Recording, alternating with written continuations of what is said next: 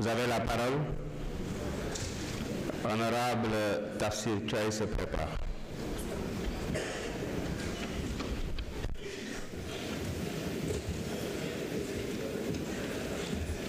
Merci beaucoup, Monsieur le Président. Chers collègues, Monsieur le Président Abdou Mbow, je voudrais d'abord faire deux précisions. Quand vous évoquez, je pense que vous avez mal lu le rapport d'exécution des dépenses de la présidence. Des montants cumulatifs sur 9 mois, vous les ramenez à un trimestre. De là, vous faites l'erreur fatale de convertir 15 milliards divisé par jour et ça vous donne 500 millions. Je vous rappelle que c'est sur 9 mois. L'autre élément que je voulais préciser, c'est que le fonds 6 est un fonds. Un fonds ne peut pas émerger un autre fonds. Le fonds intergénérationnel doit être rattaché ou à une institution constitutionnelle ou à un ministère. Au fond, le décret qui prépare le fonds intergénérationnel est très clair et ce décret n'a pas été révoqué. Le fonds 6 continue à avoir honorable député. Le fonds 6 continue à avoir mandat pour gérer le fonds intergénérationnel, mais ce fonds doit être logé ou dans un ministère ou dans une institution constitutionnelle comme la présidence. Donc il n'y a que le rattachement qui a été acté au niveau de la présidence et rien d'autre.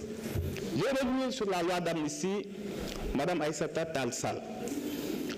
Vous avez dit devant le Parlement européen que des individus organisés ont voulu s'emparer du Sénégal pour justifier la répression qui a eu lieu.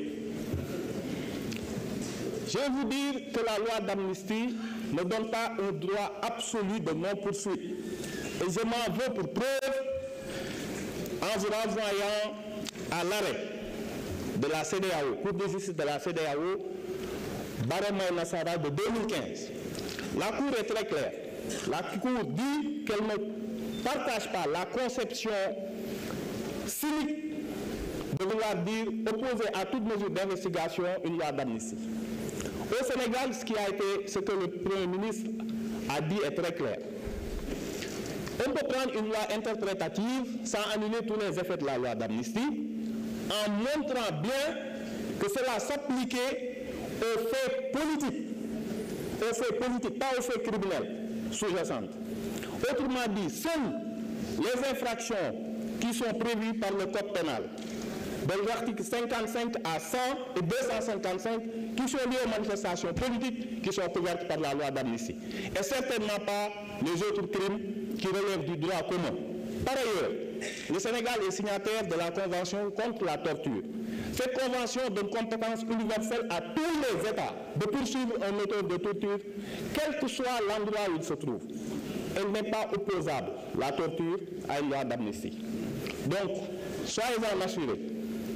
On vous demandera ici, parce que l'affaire est éminemment politique, de nous renseigner sur cet ordre de personnes qui voulaient s'emparer du Sénégal et qui ont nécessité autant de répression.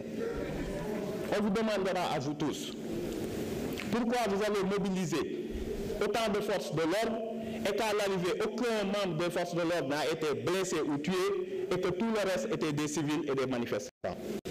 Vous aurez à répondre de toutes ces questions. N'en soyez absolument pas et ne déformez pas les propos du Premier ministre qui s'est voulu très clair. L'amnistie concerne les manifestations politiques, ni les crimes de sang, ni les tortures, ni les disparitions.